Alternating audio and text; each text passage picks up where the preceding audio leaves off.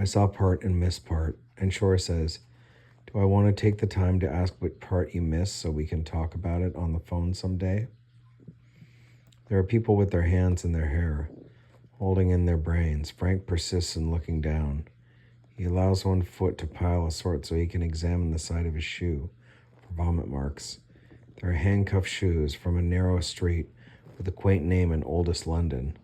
And Shore says, we just won. Unbelievable. They're ripping up the joint. I don't know whether to laugh or go blind. And Frank says, I'm rooting for number 1 or number 3. Russ is still manning the microphone and has one last thing to say and barely manages to get out.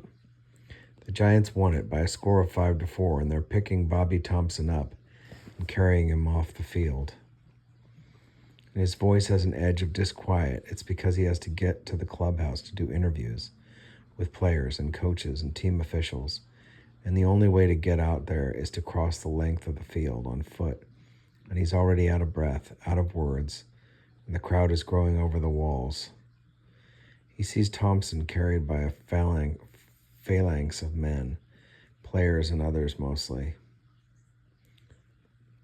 The players have run for it. The players are dashing for the clubhouse, and he sees Thompson riding off balance on the shoulders of men who might take him right out of the ballpark and into the streets to a block party.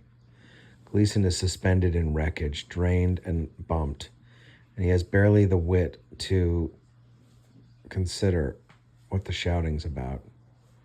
The field streaked with people, the hat snatchers, the swift kids who imitate banking aircraft, their spread arms steeply raked, look at Cotter under a seat, and over the people are coming out of their houses.